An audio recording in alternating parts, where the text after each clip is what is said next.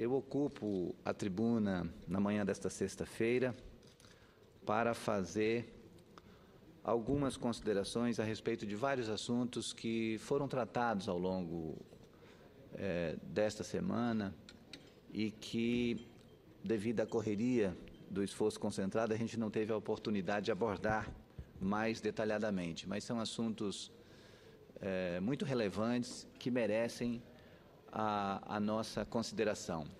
O primeiro deles, muito rapidamente, é reforçar o conteúdo de um pronunciamento que eu fiz ontem aqui da tribuna a respeito do portal criado pelo Ministério da Educação e Cultura, que tem como título Projetando a Próxima Década, Planejando a Próxima Década, que tem como objetivo central subsidiar estados e municípios, as secretarias estaduais e secretarias municipais de educação, na construção dos seus planos, o plano decenal, que basicamente é o Plano Nacional de Educação, que tem uma vigência de 10 anos e foi estabelecido que estados e municípios e o Distrito Federal têm até o mês de julho de 2015 para elaborarem os seus planos de educação, plano estadual e plano municipal. E eu quero fazer aqui um alerta a todos os secretários municipais de educação dos milhares de municípios brasileiros, são mais de 5.600 municípios, para todos ficarem atentos e acessarem a esse site, a esse portal que está no site do Ministério da Educação e Cultura. Esse portal foi construído pela Secretaria de Articulação com os Sistemas de Educação. Essa secretaria está sob o comando do secretário Binho Marques, que foi governador do Acre, foi secretário de Educação do Estado do Acre por 8 anos e foi secretário de Educação também do município de Rio Branco, foi consultor da Unicef na questão educacional, uma pessoa muito preparada, e ele ocupa hoje a Secretaria de Articulação com os Sistemas de Educação, tanto dos estados quanto dos municípios. E exatamente sob sua coordenação foi construído esse portal, que é o portal Planejando os Próximos 10 anos. E todos os secretários municipais e secretários estaduais de educação podem se utilizar do conteúdo desse portal, de todos os insumos, de todas as informações, de todos os subsídios colocados à disposição nesse portal, para construir o plano de educação para os próximos 10 anos. E importante, a intenção do Ministério da Educação e Cultura é fazer com que todos os municípios e todos os estados façam o seu planejamento, façam o seu plano de educação sintonizado com o Plano Nacional de Educação, porque só dessa forma as 20 metas estabelecidas terão mais chances de serem cumpridas, porque essas metas na educação, elas são a base digamos assim, do sucesso no cumprimento dessas metas está na certeza de que cada uma das esferas da federação vai cumprir a sua responsabilidade, a sua atribuição. Então, tem atribuições que são próprias da União, tem atribuições que são próprias dos estados, tem atribuições que são próprias dos municípios e tem atribuições que são próprias das escolas, inclusive com seus diretores, com seu corpo pedagógico, com sua equipe pedagógica. Então, tem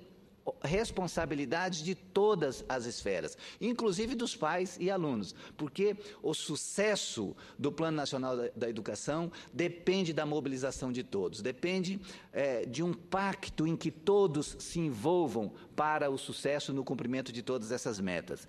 E ao Estado do Acre, eu queria fazer um alerta especial, porque nós participamos há poucos dias, também com a presença do secretário Binho Marques, da Secretaria de Articulação com os Sistemas de Educação, nós participamos lá no município de Rodrigues Alves de um seminário sobre educação infantil. E, naquele momento, o município de Rodrigues Alves porque ontem eu vi uma matéria muito importante no Jornal Nacional mostrando que uma cidade da Bahia tinha cumprido integralmente com os objetivos estabelecidos no Plano Nacional de Educação, mas eu quero dizer que no estado do Acre também tem um município que está seguindo à risca as metas traçadas no Plano Nacional de Educação e, inclusive, já apresentou o seu plano municipal de educação, que é o município de Rodrigues Alves. E nesse seminário, no qual eu tive a oportunidade de participar com o secretário Binho Marques e o senador Jorge Viana, o secretário municipal de educação do município de Rodrigues Alves apresentou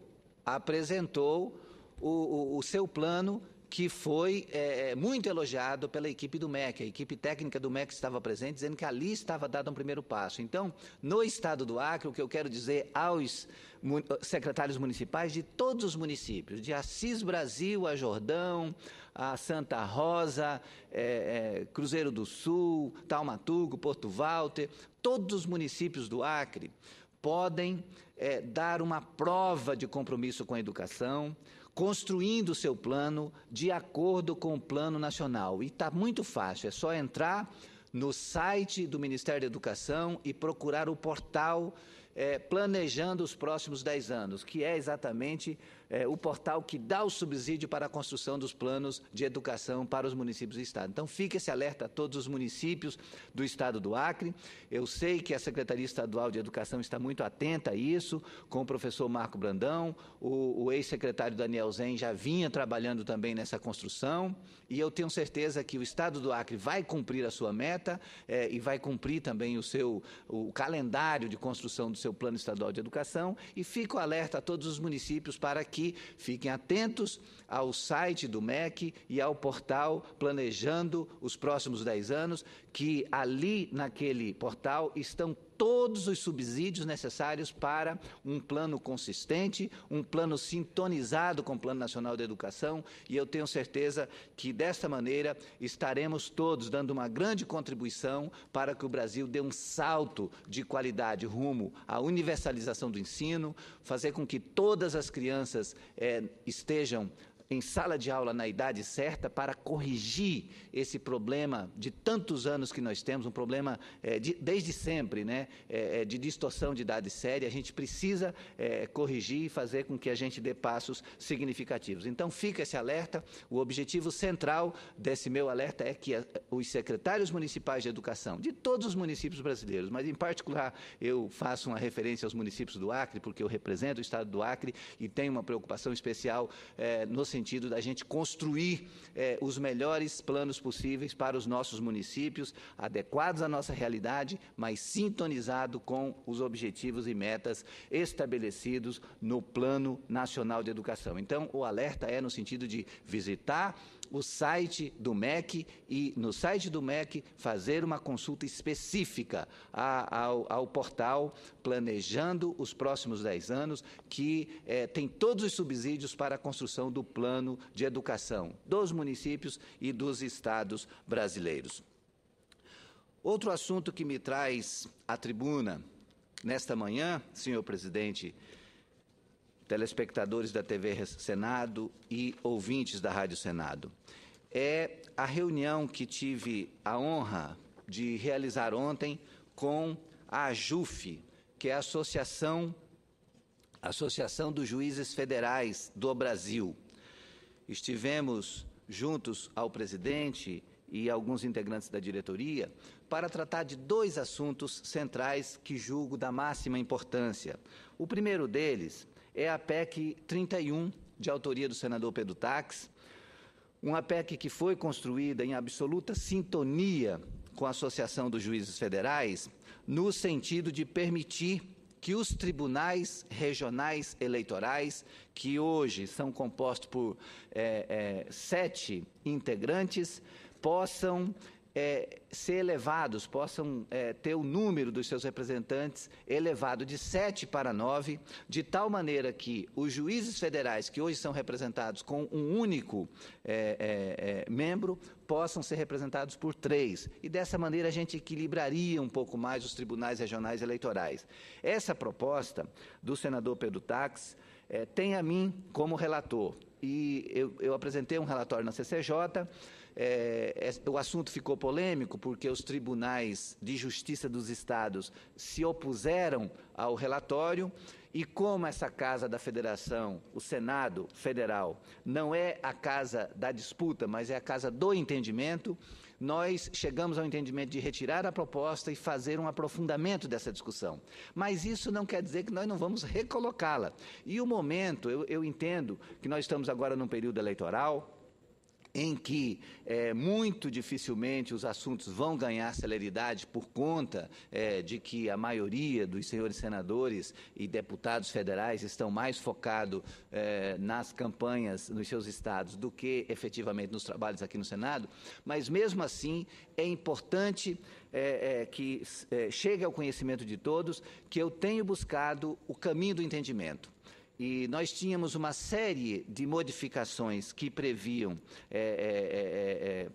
que estavam presentes no projeto e que a gente está tentando construir de tal maneira, quem sabe a gente possa ter tanto a Associação dos Magistrados do Brasil, que representa, digamos assim, os tribunais de justiça e a Associação dos Juízes Federais, a AJUF, a gente possa ter um entendimento que contemple os anseios de cada uma dessas classes. E, dessa maneira, a gente poder colocar de volta o meu relatório em votação e a gente ter a oportunidade de ter não só um juiz federal, mas 3 juízes federais nos tribunais regionais eleitorais. Então, é uma discussão muito importante, porque as eleições no Brasil são atribuição da União, os custos todos dos tribunais regionais eleitorais são provenientes da União e não faz sentido que a Justiça Federal esteja subrepresentada. É importante que a Justiça Federal, a Magistratura Federal, esteja melhor representada. Se de 7 integrantes de cada Tribunal Regional Eleitoral nós a gente tem apenas um juiz federal, significa uma subrepresentação diante da importância que a União, que o Estado brasileiro tem diante das eleições. Então, eleições no Brasil é assunto que diz respeito à União, à Federação Brasileira. Portanto, é muito importante que nós tenhamos não apenas um representante da magistratura federal, mas o ideal seria que tivéssemos 2 representantes. E a conversa que tivemos com a Associação dos Juízes Federais, a AJUF, foi mais no sentido de que eu tenho total disposição para a gente construir juntos um caminho que contemple os interesses dos segmentos que têm, digamos assim, relação direta com esse tema, tanto os juízes federais quanto a magistratura dos estados. E o outro assunto que eu tratei com a Associação dos Juízes, um assunto que também reputo da maior importância, senador Odaci Soares, é em relação ao meu projeto de lei do Senado 132, que está sob relatoria do senador Paulo Paim, e esse projeto prevê de maneira muito objetiva, um projeto muito simples, muito direto, muito conciso, que prevê, nas eleições em que estiverem 2 vagas ao Senado em disputa, a gente estabeleça equilíbrio de gênero, que haja uma vaga para homens e outra vaga para a mulher. Por que eu apresentei esse projeto, senador Odaci? Porque nós temos no Brasil uma subrepresentação feminina no parlamento. O parlamento brasileiro hoje tem apenas 8,6% de representação feminina. E isso é vergonhoso no plano internacional, porque a média mundial de participação de mulheres no parlamento hoje é de 22%.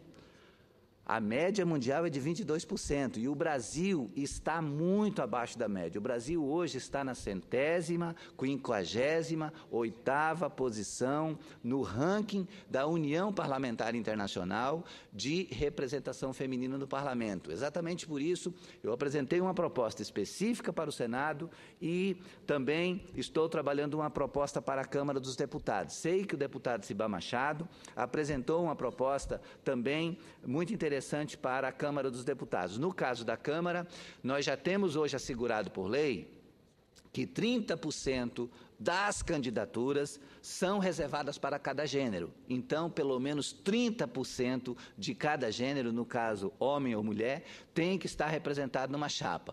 Ocorre, senador Odaci, que os partidos políticos apenas preenchem essas vagas para cumprir a legislação, mas não há uma priorização das candidaturas mulheres.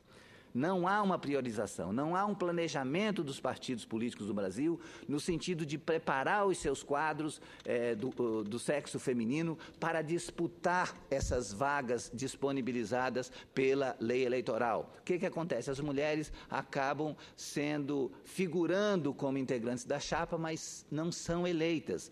E o resultado disso é que nós temos hoje 513 cadeiras na Câmara Federal e apenas 45 delas ocupadas por mulheres. Nós temos 81 cadeiras aqui no Senado Federal e apenas 10 delas ocupadas por mulheres. Então, nós temos uma subrepresentação feminina. E, por isso, eu apresentei o projeto específico aqui para o Senado, porque nós temos uma forma muito simples de resolver esse problema.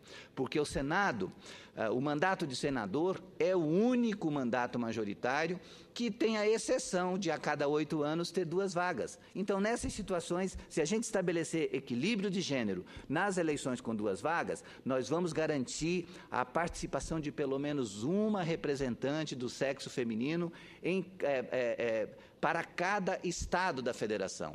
Olha só como seria diferente a gente ter um Senado com, no mínimo, 27 senadoras entre os 81.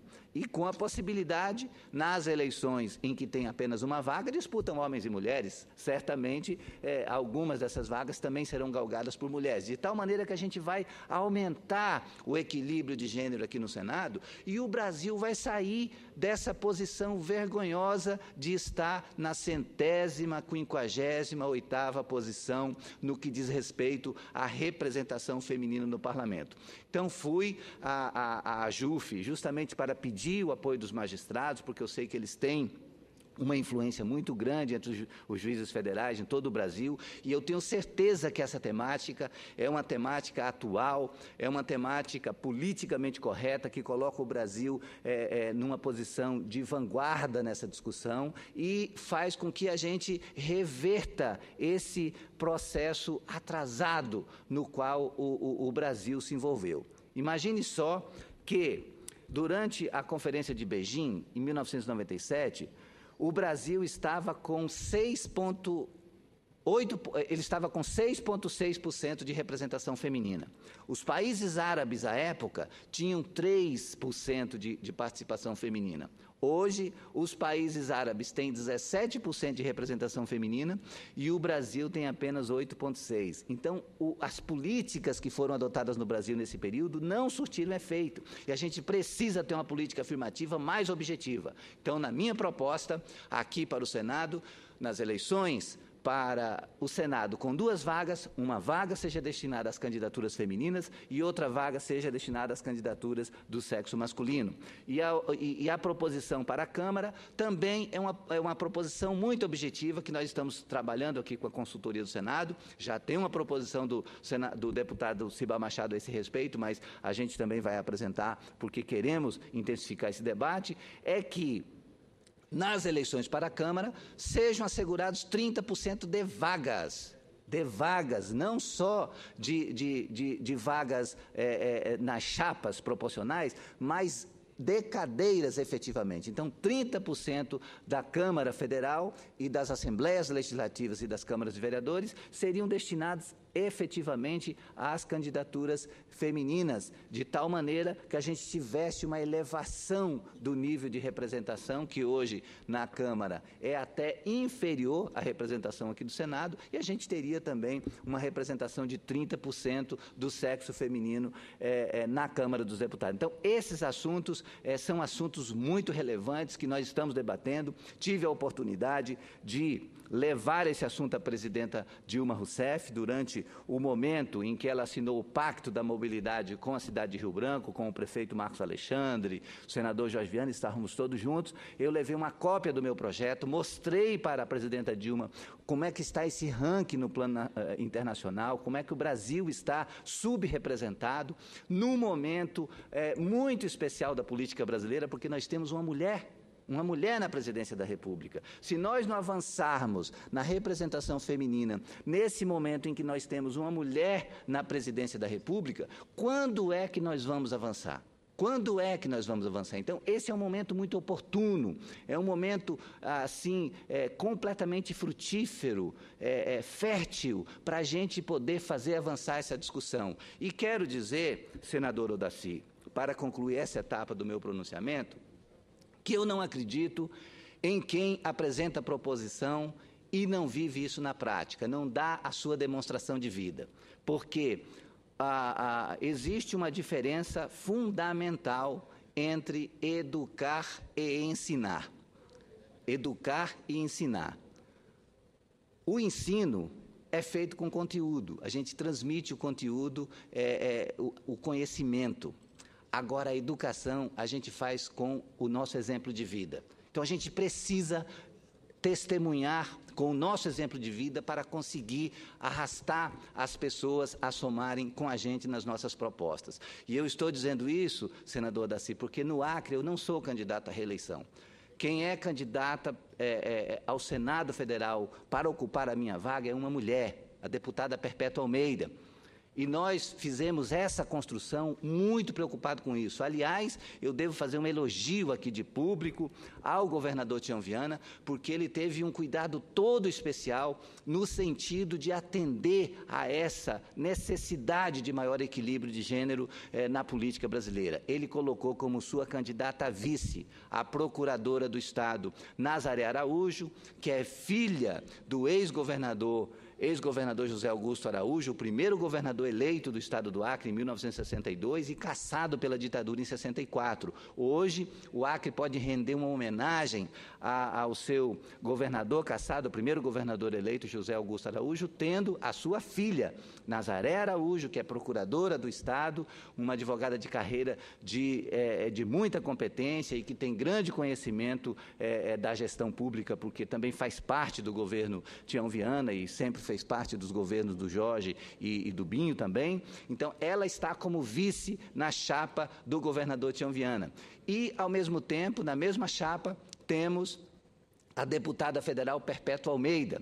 Então, dessa maneira, eu vou ficar muito feliz me retirando desse momento da disputa para que ela seja, digamos assim, a senadora a representar o Acre, porque nós temos dois representantes do sexo masculino, o senador Jorge Viana e o senador Petecão. Com a minha saída, eu espero que a minha substituição se dê com a presença da Perpétua, de tal maneira que a gente tenha já um passo dado no sentido da construção daquele meu objetivo de que todos os estados tenham, pelo menos, dos três representantes, pelo menos uma do sexo feminino aqui no Senado Federal. E o outro aspecto que eu queria ressaltar é que a recente pesquisa tornada pública pela Folha de São Paulo aponta que o eleitorado brasileiro é formado hoje 52% por mulheres. Então, nós temos maioria de mulheres, temos a presidenta da República mulher, temos uma candidata a vice na chapa do Eduardo Campos, que é mulher, e, ao mesmo tempo, nós temos só 8,6% de representação feminina no parlamento. Então, o momento é o momento da gente dar um passo positivo, um passo à frente. E eu tenho certeza que esse passo nós podemos dar com a aprovação do meu projeto, que vai ser relatado pelo senador Paim, que já manifestou a sua posição favorável à matéria, e nós vamos construir com debate, com diálogo, com o convencimento da maioria dos senadores, que é uma maioria masculina, mas eu tenho certeza que é uma maioria preocupada com o Brasil, e eu tenho certeza que o Parlamento brasileiro, quando estiver melhor representado pelo sexo feminino, quando a gente tiver um maior equilíbrio de gênero, um maior equilíbrio entre os sexos aqui no Senado Federal e na Câmara dos Deputados, eu tenho certeza que o Brasil ficará muito melhor. Então, dessa maneira, eu estou muito otimista de que nós vamos convencer o conjunto dos senadores de que esse momento é o momento da gente fazer uma renúncia, da gente poder dar uma oportunidade para que haja maior equilíbrio de gênero nessa casa. E se não houver uma atitude de renúncia dos senadores, vai ser muito difícil, porque as senadoras mulheres são minoria, elas nunca terão as suas teses aprovadas aqui. Então, a gente tem que construir esse caminho do convencimento. Estamos conversando com cada um dos integrantes da Comissão de Constituição e Justiça. Já tive a oportunidade de conversar com o presidente da Casa, senador Renan Calheiros, tive a oportunidade de conversar com o decano da Casa, que é a pessoa mais experiente que nós temos aqui, que é o senador José Sarney, e tenho certeza que ele ficou muito impactado com a proposta e está estudando também, e quem sabe a gente venha a ter uma posição pública do senador José Sarney também em defesa dessa proposta, de maneira a contribuir para o convencimento do conjunto dessa Casa, porque eu sei que os senadores têm um grande respeito pelo senador José Sarney. Conversei também com o líder da oposição, hoje candidato a vice na chapa do PSDB, senador Aloysio Nunes Ferreira. Ele também já se manifestou de maneira muito simpática a proposta, e estamos conversando com cada um dos integrantes da CCJ, e eu estou muito otimista com a possibilidade da gente ter essa matéria apreciada e aprovada pela Comissão de Constituição e Justiça para que ela possa ir à Câmara dos Deputados. E eu vou ficar muito feliz se conseguir dar essa contribuição para o Parlamento brasileiro. Contribuição no sentido de que a gente eleve aqui no Senado Federal a participação feminina para, no mínimo, 33% das cadeiras aqui do Senado Federal. Senhor presidente, também esta semana aconteceu um debate da máxima importância na Comissão de Constituição e Justiça. Primeiro foi na Comissão de Direitos Humanos e depois foi na Comissão de Constituição e Justiça, a respeito do decreto da nossa presidenta Dilma, o decreto 8243, que cria a Política Nacional de Participação Social. Tão logo a presidenta Dilma editou esse decreto, houve um levante de alguns parlamentares, principalmente dos presidentes das duas casas, aqui do Senado e da Câmara Federal, no sentido de que o decreto da presidenta Dilma era inconstitucional porque não passou pelo parlamento.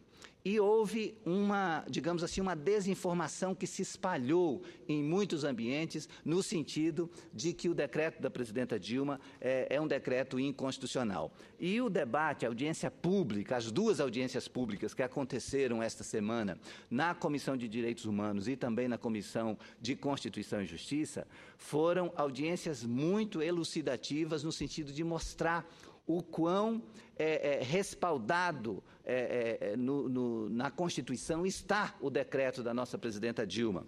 E o decreto legislativo 117 de 2014, que susta a Política Nacional de Participação Social, ele sim acaba sendo um decreto legislativo inconstitucional, porque ele caça um direito líquido e certo, um direito previsto na Constituição, de quem está no Executivo poder editar decretos. Então, a presidenta Dilma, ao editar o decreto 8243, em 23 de maio de 2014, ela não cometeu nenhuma inconstitucionalidade. Eu falo isso com muita segurança, senadora Daci, porque no debate da última quarta-feira, estavam presentes juristas do mais elevado quilate, como o jurista Dalmo Dallari, como o jurista Leonardo Avritz, e eles foram muito enfáticos no sentido de que o decreto da presidenta Dilma é um decreto constitucional,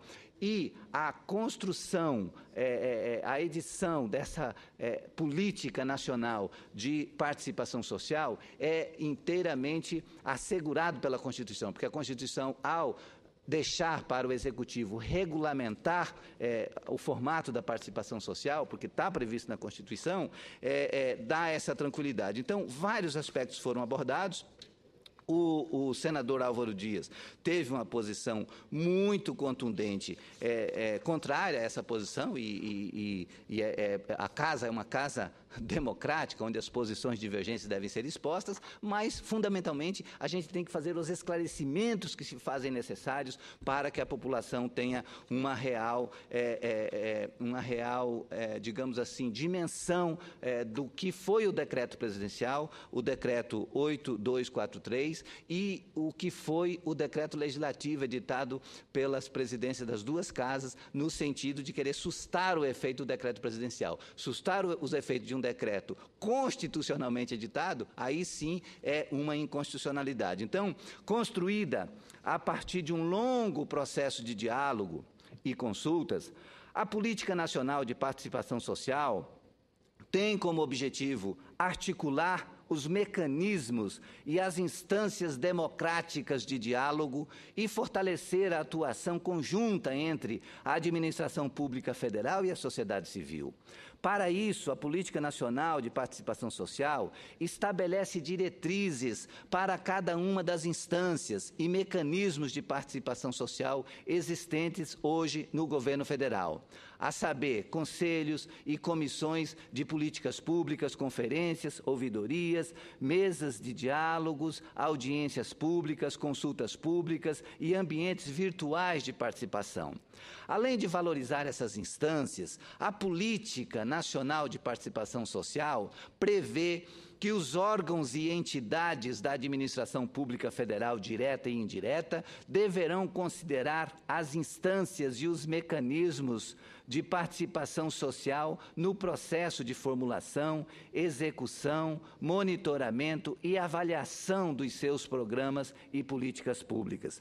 Tais órgãos e entidades elaborarão anualmente relatório de implementação da Política Nacional de Participação Social no âmbito de seus programas e políticas setoriais, que serão depois consolidadas em relatório público da Secretaria-Geral da Presidência da República. Dessa forma, será possível avaliar a efetividade dos mecanismos e instâncias de participação social no âmbito da administração pública federal. Além disso, o decreto prevê a articulação dos conselhos, comissões, conferências e ouvidorias no Sistema Nacional de Participação Social. O Sistema Nacional de Participação Social será coordenado pelo Comitê Governamental de Participação Social. E o Comitê Governamental de Participação Social terá como atribuições assessorar a Secretaria da Presidência da República, tanto no monitoramento, a Secretaria-Geral da Presidência da República, tanto no monitoramento quanto na implementação da Política Nacional de Participação Social e do Sistema Nacional de Participação Social. E aqui eu abro uma parte para dizer da gentileza do ministro secretário-geral da Presidência da República, o ministro Gilberto Carvalho, que esteve durante as audiências públicas de maneira muito democrática, de maneira muito transparente, defendendo os pontos de vista do governo em relação à participação social e mostrando qual foi o formato da construção dessa Política Nacional de Participação Social, que teve um amplo diálogo, ouvindo todos os segmentos, e hoje é uma demanda muito presente no sentido de que o governo seja fiscalizado, de que o governo tenha cobrança, de que o governo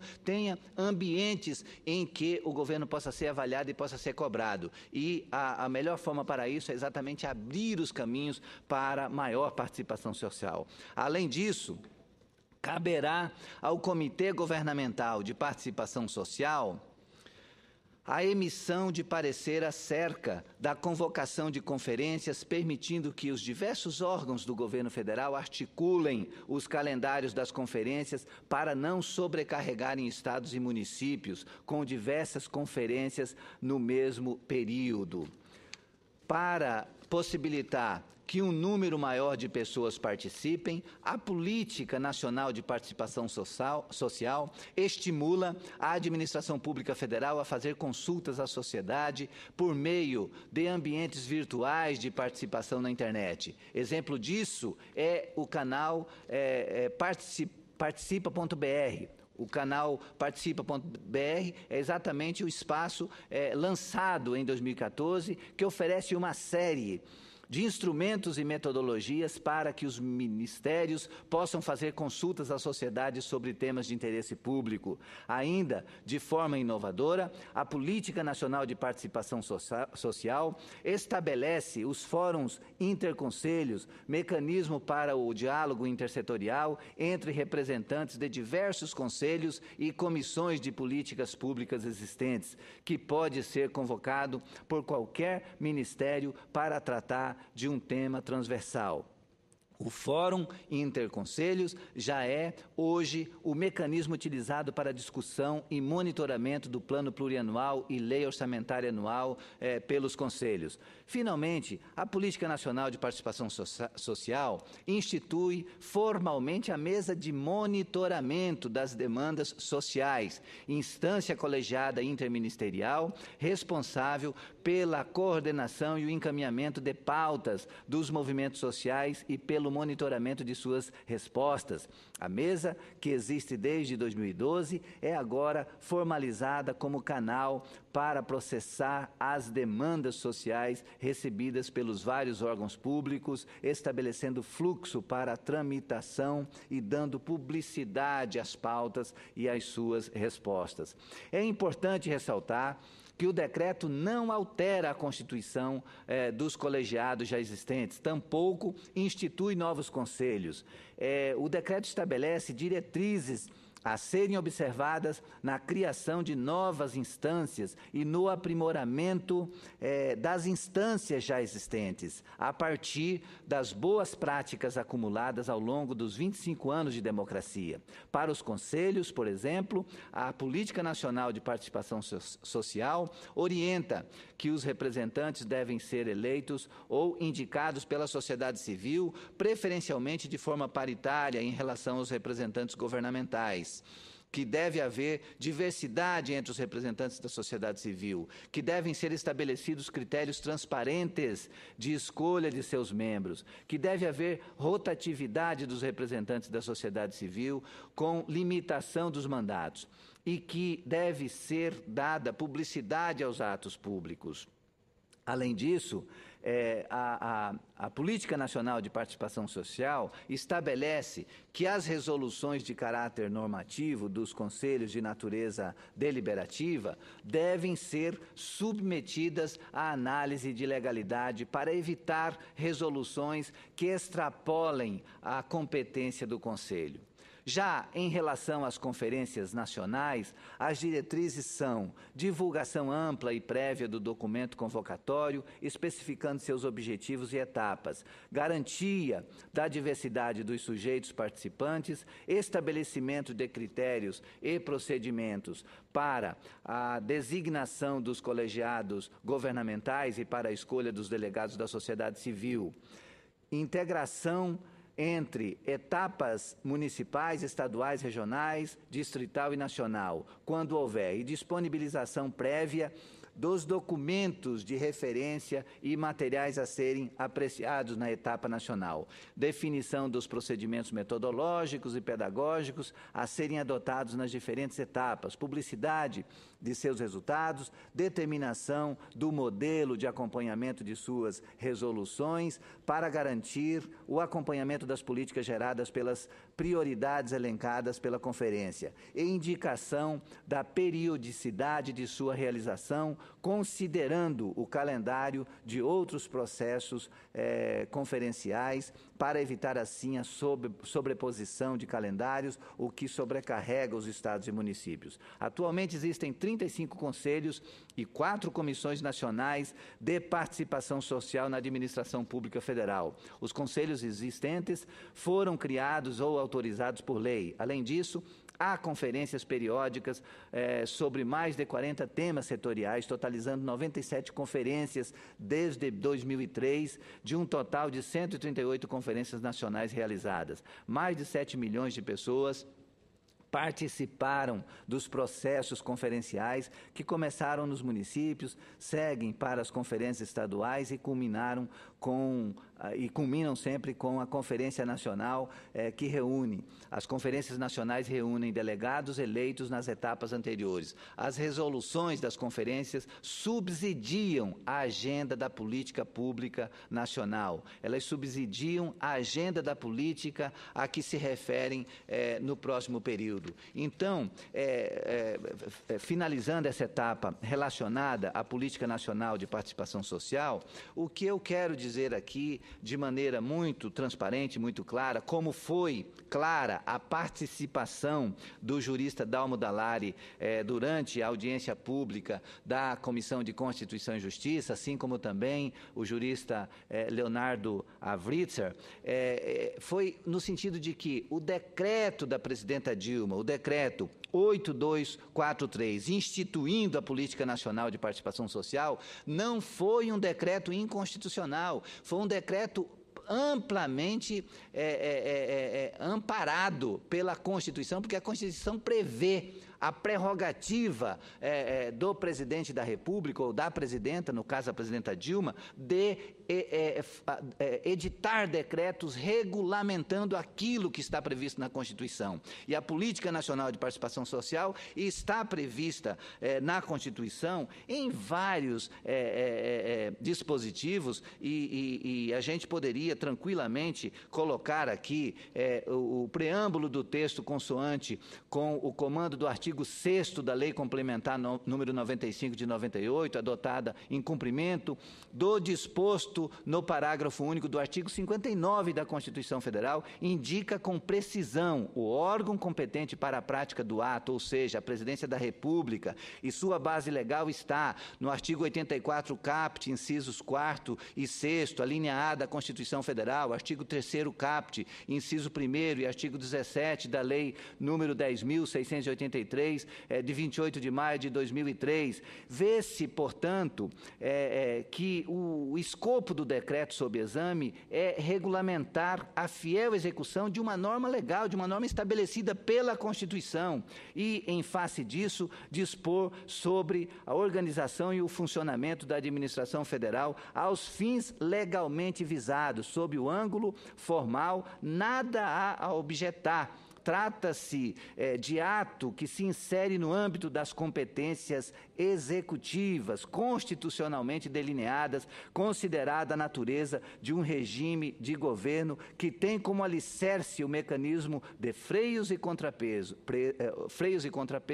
que é o nosso presidencialismo hoje vigente no Brasil. Então, o decreto número 8243 da presidenta Dilma Rousseff, de 23 de maio de 2014, que institui a Política Nacional de Participação Social, não é um decreto inconstitucional, é um decreto amplamente sustentado e, digamos assim, legitimado. Ele está completamente amparado em vários preceitos da nossa Constituição e não há por que a gente fazer agora essa tempestade num copo d'água, como se houvesse uma sobreposição do Executivo em relação ao Legislativo, como arguiu o senador Álvaro Dias, dizendo que o Congresso Nacional estava sendo desrespeitado. Não está sendo desrespeitado, porque o Congresso Nacional redigiu, aprovou e promulgou a Constituição de 1988, e essa Constituição, ela dá total amparo à decisão que a presidenta Dilma tomou através do decreto 8243 8243, instituindo a Política Nacional de Participação Social, apenas regulamentando algo que já está previsto na Constituição. Então, para mim, esse assunto é um assunto que a gente pode fazer um amplo debate. Eu sei que tem o contraditório, bem-vindo, os contrapontos são parte da democracia, como bem colocou o jurista Dalmo Dallari. Ele não é dono da verdade, assim como nós também não somos, ninguém é dono da verdade, mas nós temos que colocar as coisas dentro do seu devido amparo. A oposição levanta a voz dizendo que a presidenta Dilma cometeu um ato inconstitucional ao editar o decreto. Isso não é verdadeiro, porque o decreto editado pela nossa presidenta Dilma, o decreto 8243, que institui a Política Nacional de Participação Social, é um decreto amparado pela nossa Constituição e também pela Lei Complementar número 95 de 98, que exatamente já prevêem essa atribuição do Executivo, e foi justamente trabalhando nessa atribuição que a presidenta Dilma editou a Política Nacional de Participação Social, que é um instrumento fantástico de democratização do governo, das ações de governo, é um instrumento fantástico de acompanhamento das políticas públicas, é um procedimento fantástico também no sentido de instituir uma ouvidoria em que as pessoas representadas nos mais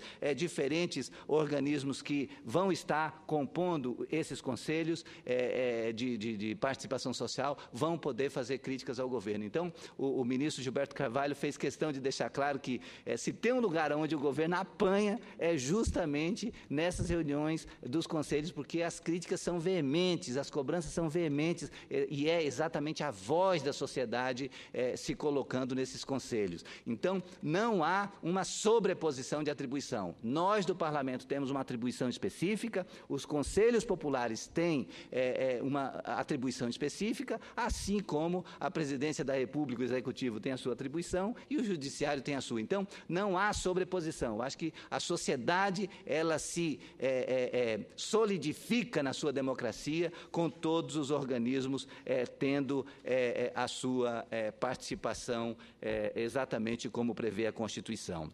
E, para finalizar esse meu pronunciamento, que hoje acabou ficando alongado por conta de nós estarmos com apenas... Mas com muito brilhantismo, Excelência. Muito obrigado, senador Odacir Soares. Então, aproveitando que hoje nós temos um plenário esvaziado, eu estou aproveitando para colocar em dia esse debate que aconteceu ao longo da semana e que é fundamental a gente levar ao conhecimento da sociedade através da TV Senado, que está transmitindo ao vivo, e através também das redes sociais, da nossa Rádio Senado, e eu tenho certeza que muitas pessoas que estão nesse momento na escuta, as pessoas que estão andando de carro com seu rádio ligado, elas podem estar, digamos assim, obtendo algumas informações que são importantes para fazer um julgamento em relação a esses debates que estão acontecendo. E, por último, eu quero aproveitar esse momento na tribuna para fazer um contraponto necessário em relação ao nosso governo aqui do Distrito Federal.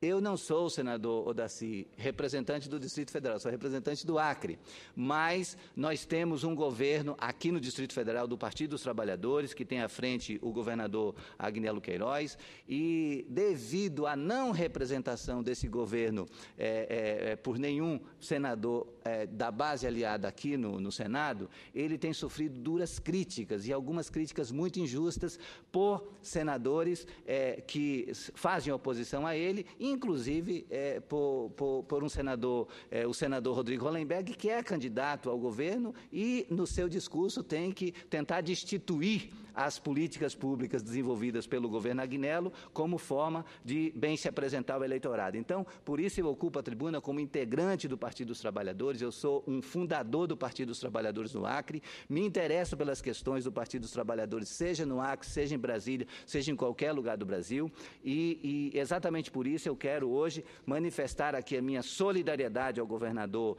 Agnello Queiroz, dizer que estou acompanhando, na medida do possível, as ações ações e as políticas públicas desenvolvidas aqui no Distrito Federal, sei o quanto governar o Distrito Federal, que é um ambiente que recebe brasileiros de todos os estados e imagino o quanto que é desafiador governar essa cidade. Então, nos últimos dias, com a proximidade do período eleitoral, temos ouvido muitas críticas ao governo do PT no Distrito Federal, principalmente em relação à saúde. Entretanto, as informações mostram que temos outra realidade, e a realidade está posta no trabalho. Dados da Secretaria de Estado do Governo do Distrito Federal destacam que a saúde no Distrito Federal está passando por grandes mudanças positivas. Quando o governador Agnello Queiroz, que é médico, assim como é médico o nosso governador do Acre, governador Tião Viana, quando o governador Agnello Queiroz assumiu o governo do Distrito Federal há mais de 3 anos, encontrou uma situação bastante precária do ponto de vista da organização dos serviços de saúde, superlotação nos prontos-socorros da rede, baixo investimento na atenção primária, déficit de servidores e precariedade dos serviços. Ao longo dos últimos anos, desde janeiro de 2011, muitos avanços aconteceram, graças a um trabalho que combinou esforço e planejamento. Nos anos de 1997 e 98, o governo do Distrito Federal implantou o programa Saúde em Casa, atingindo o número de 274 equipes de saúde da família. Infelizmente, no entanto, gestões posteriores, e vale ressaltar que o senador Cristóvão Buarque teve uma gestão fantástica aqui no Distrito Federal, quando ainda pertencia ao Partido dos Trabalhadores, e o senador Cristóvão, que é um educador fantástico, sempre tem uma atuação brilhante. Nos anos de 1997 e 98, o governo do Distrito Federal implantou o programa Saúde em Casa, atingindo o número de 274 equipes de saúde da família. Infelizmente, gestões posteriores provocaram a descontinuidade nos serviços por meio de uma extinção abrupta, sem sequer avaliação sobre o real impacto no Distrito Federal. Num único ato, mais de 4.000 servidores foram demitidos, do dia para a noite, gerando grandes transtornos para as famílias dos trabalhadores e da população do DF.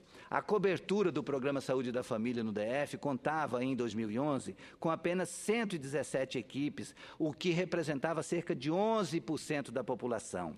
Dessas 39 equipes eram contratadas pela Fundação Zerbini, com decisão judicial pela extinção imediata. Isso reduziu, na verdade, o número de equipes para 78. Ou seja, nós tínhamos, nessa época, 117 equipes e teve uma redução para 78. Portanto, em janeiro de 2011, a cobertura no Saúde da Família significava 7,33% apenas da população, o que colocava o Distrito Federal na pior posição no ranking nacional de cobertura do Saúde da Família. No atual governo, optou-se por um modelo mais estruturante e sólido na atenção primária, com a contratação de servidores efetivos para a atenção primária, a construção de novas unidades, 9 clínicas da família foram instituídas, além de inúmeras reformas, foram 48 unidades reformadas, incluindo centros e postos de saúde. Estruturalmente, as clínicas da família são mais adequadas do ponto de vista arquitetônico, de conforto para os trabalhadores e principalmente no quesito de resolutividade. Com a implantação da telemedicina, a telesaúde, além de maior acesso a exames de apoio diagnóstico, terapêutico, reduzindo o tempo de atendimento para a população.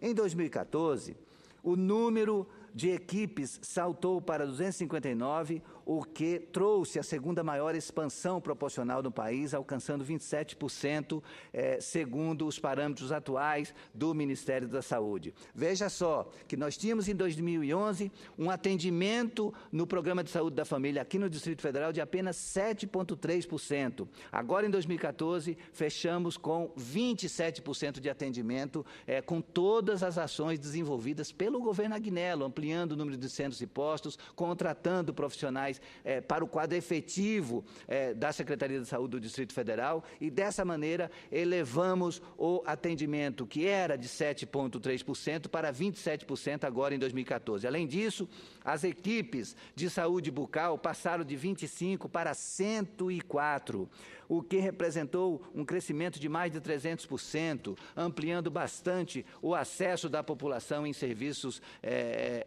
de maior alcance social. Hoje, existe uma cobertura populacional acima de 60%, o que proporcionalmente atende uma população de mais de 1.600.000 pessoas. Isso considerando todos os equipamentos de saúde vinculados à atenção primária, incluindo os postos e centros de saúde no modelo tradicional, as equipes do Programa de Saúde da Família, lotadas nas clínicas de família e unidades básicas da saúde, e as equipes de atenção domiciliar e saúde prisional. Além disso, ressalta-se que, segundo dados da Agência Nacional de Saúde Suplementar, a ANS, em dezembro de 2013, 31,4% da população do Distrito Federal possuía cobertura de plano de saúde, ou seja, a cobertura da atenção primária alcançou o Distrito Federal praticamente a sua universalização, partindo do pior índice em termo nacional. Ou seja, se nós tínhamos o pior índice em 2011, nessa gestão de Agnello atingiu praticamente a universalização do atendimento. Porém,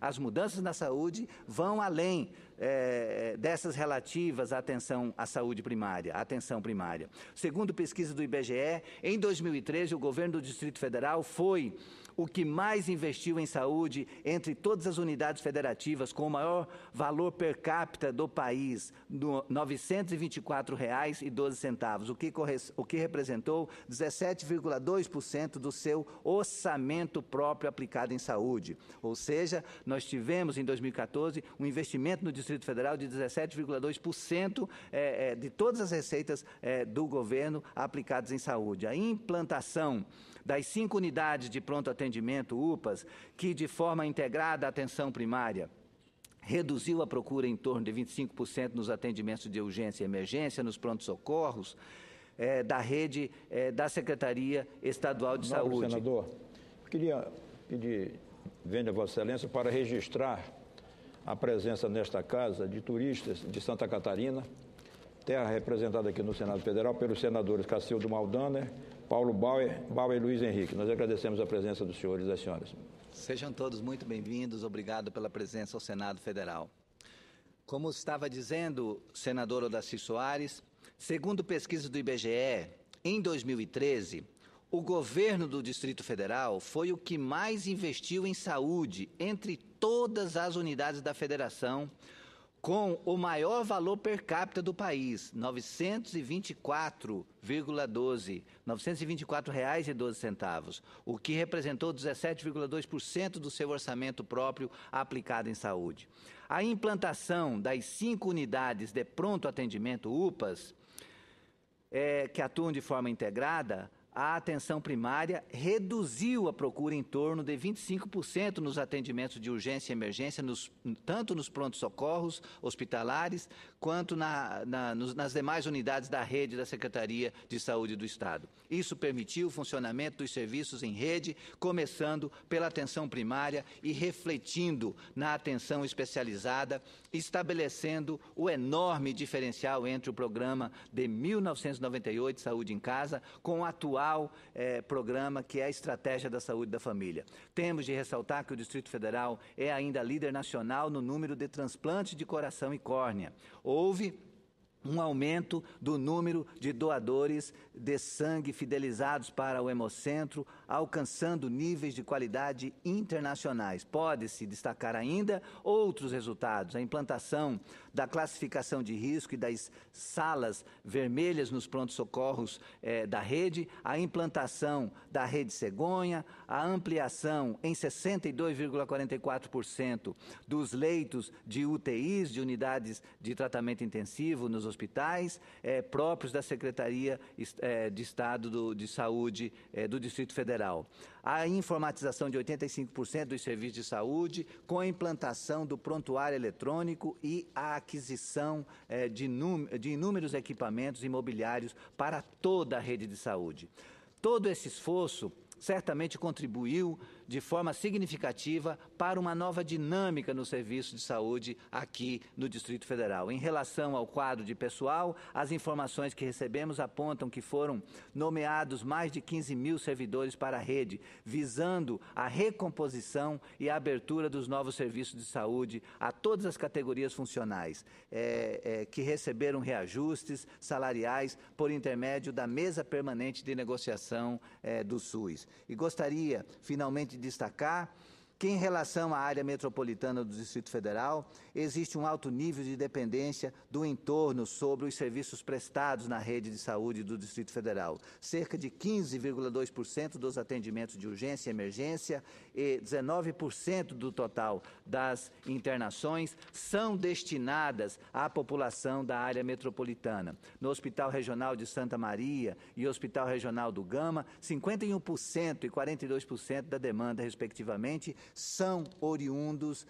de moradores da área metropolitana. Por isso, são necessárias ações de integração. Mais uma vez, os dados apontam ações de prevenção contra a dengue, com a distribuição de mais de 18 mil testes rápidos e ações para a integração na área de saúde mental, oncologia e urgência e emergência, além da implantação da carreta da mulher para o diagnóstico precoce e prevenção do câncer. E para concluir, senhor presidente, por todo esse exposto, eu acredito que o governo do Distrito Federal vem trabalhando firme para melhorar a saúde e o atendimento da saúde a toda a população do Distrito Federal. Os projetos desenvolvidos pela atual gestão estão trazendo reflexos positivos para a população do Distrito Federal e toda a região metropolitana.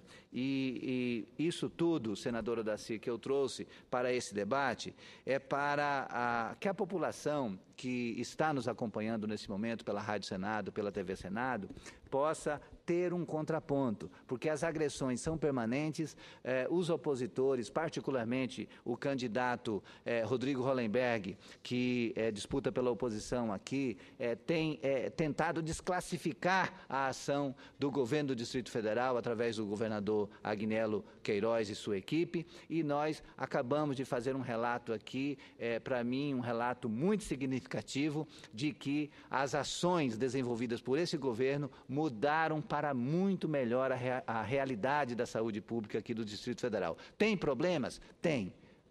Eu não entendo e não vejo, não consigo imaginar hoje um Estado, uma unidade da Federação em que não haja problema na saúde, em que não haja problema na segurança, em que não haja problema em outra área de atuação, de serviço público prestado pelo Estado. Mas não podemos dizer que não há o comprometimento do governo do Estado, a determinação do governador Agnello Queiroz de resolver os problemas postos. E todos os passos dados, desde 2011 até agora, resultaram nos números que eu apresentei aqui, que são números fantásticos, no sentido de que há hoje um atendimento muito melhor, atendendo um público muito maior, com muito mais eficiência no setor de saúde do Distrito Federal. E as demais críticas que são feitas, dizer que o estádio não teve importância para o Distrito Federal, para Brasília, dizer que as obras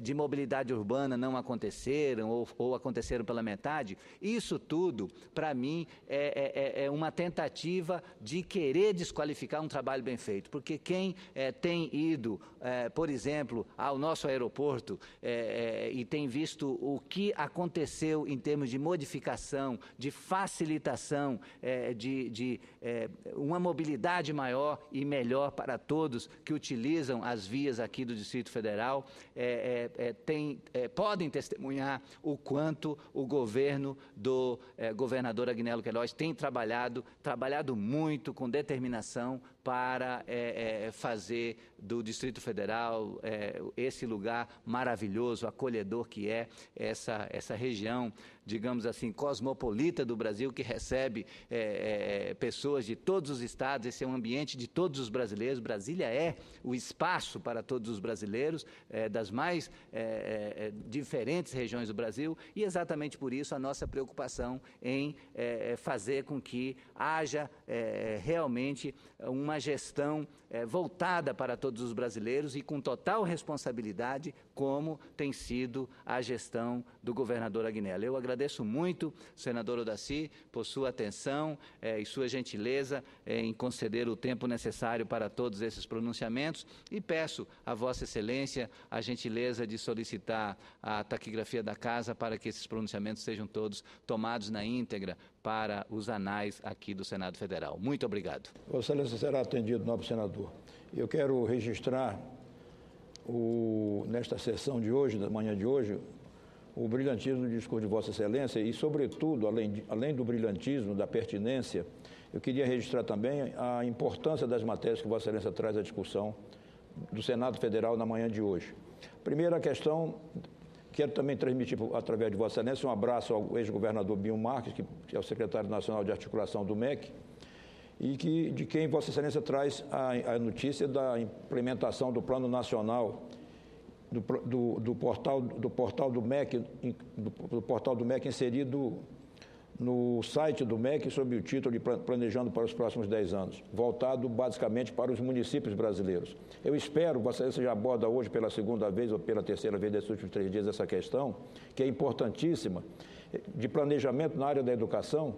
Eu espero que os municípios brasileiros, prefeitos e os vereadores estejam atentos para esse portal, porque não se faz nada no país como o Brasil, em lugar nenhum do mundo, sem planejamento, e muito menos na educação.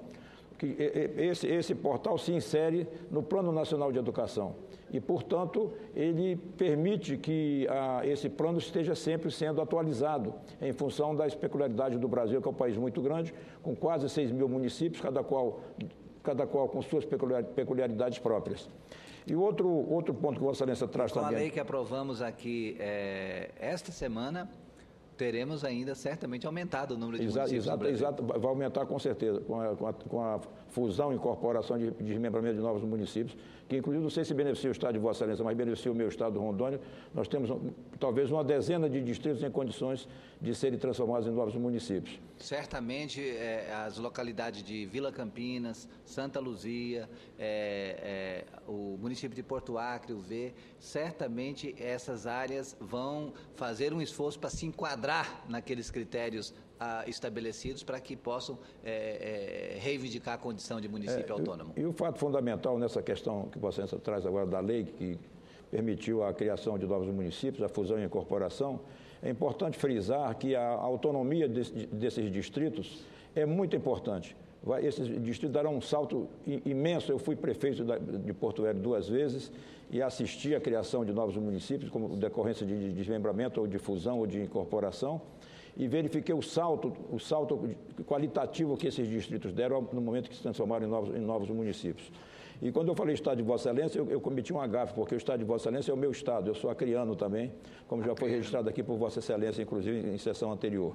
E outro ponto importante que Vossa Excelência levanta é essa representação, é a ampliação da representação da Justiça Federal nos tribunais regionais eleitorais. É uma reivindicação pertinente. Vossa Excelência esclareceu que está em suspensa a medida, porque houve certa reação dos tribunais estaduais. Está construindo um relatório consensuado. Eu espero que a gente possa trazer esse relatório da PEC 31 para a CCJ ainda este ano, para a gente deliberar. Exatamente. É muito importante esse debate, porque isso pode também levar ao aumento da representação dos advogados também nos TREs, de modo que os tribunais regionais eleitorais não sejam apenas mais uma casa constituída apenas de juízes, mas que se levem a experiência de fora, que é o advogado, que já tem uma representação. De repente nós podemos ampliar essa representação dos juristas, da classe dos juristas nos tribunais regionais e estaduais e também no TSE. E o terceiro ponto que Vossa Excelência levanta também, essa questão do projeto que Vossa Excelência já apresentou, ou vai apresentar, uma PEC, talvez uma PEC... É o PLS 132, que faz uma alteração na lei eleitoral, garantindo que nas eleições com 2 vagas para o Senado, 1 vaga seja disputada por mulheres. E você já mencionou esse fato, isso é importantíssimo, uma vez que No eleitorado brasileiro, as mulheres hoje, como Vossa Excelência frisou, representam 52% desse eleitorado. Estão com a representação aquém dessa representação eleitoral no contexto nacional. Apenas 8,6% da representação do nosso parlamento que é uma representação muito baixa, na realidade. E Vossa Excelência frisou também que no Acre, dentro desse escopo, dentro dessa ideia, o vice-governador do governador Tião Viana é uma mulher, a filha do ex-governador José Augusto de Araújo, que eu conheci, inclusive no Rio de Janeiro, quando ele lá morava e eu também morava no Rio de Janeiro, onde eu estudava no Rio de Janeiro, onde eu fiz Direito e Jornalismo no Rio de Janeiro. E era um grande amigo meu, o José Augusto de Araújo. Depois a sua mulher, que foi também deputada federal, que mora no Rio de Janeiro, inclusive. Senhora Maria Lúcia, não mora no Acre. Mora no Acre, Maria Lúcia Araújo. E quero dizer a você, inclusive, plenamente ativa, tendo uma contribuição fantástica hoje no estado do Acre, a senhora Maria Lúcia, e muito animada porque sua filha hoje é candidata a vice-governadora na chapa do governador Tião Viana. E a deputada Perpétua Almeida, candidata ao Senado. Em Rondônia nós fizemos a mesma coisa. A nossa candidata a governadora é a doutora Jaqueline Cassol, e a nossa candidata a senadora é a esposa do senador Ivo Cassol, ambas pelo Partido Progressista, que é o meu partido. De modo que eu quero, completando essa minha intervenção no discurso de Vossa Excelência, eu quero chamar a atenção para o país. Nós temos aqui agora, há pouco, turistas de Santa Catarina, e às vezes se transmite para essas pessoas, numa sessão como a nossa, a ideia de que o Senado está, que nós estamos falando para as paredes. Mas, na realidade, essa sessão, ela caracteriza o funcionamento do Senado Federal, o funcionamento da Câmara Alta do país, da Câmara mais importante do Congresso Nacional, que é exatamente a representação dos estados. O Senado está funcionando plenamente, exercendo plenamente as suas funções e pode ser acionado a qualquer momento na ocorrência de qualquer fato relevante que ocorra no nosso país. E transmitida ao vivo pela TV Senado, Rádio Senado, sendo acompanhado por milhões de brasileiros em todo o país. Online, ao mesmo tempo. Nesse momento, nós e as pessoas que se encontram aqui conosco nesse momento, precisam saber disso. O Senado está funcionando, a mesa diretora do Senado está funcionando do mesmo modo que funciona plenamente, mesmo nos fins de semana e mesmo nos recessos, funcionam também, não apenas o Senado Federal, plenamente, como funciona também a Câmara dos Deputados através de sua mesa diretora, podendo ambas ser acionadas a qualquer momento por qualquer um dos poderes da República. Do mesmo modo que nós não temos, que a nossa sessão hoje tem menos senadores presentes, os tribunais superiores, o Supremo Tribunal Federal, inclusive, não tem sessões públicas também no dia de sexta-feira. De modo que eu quero cumprimentar Vossa Excelência, registrar a qualidade intelectual e os temas que Vossa Excelência abordou aqui são da mais alta relevância e da mais alta procedência. Parabéns a Vossa Excelência e Vossa Excelência receba os nossos cumprimentos. Muito obrigado, senador Daci.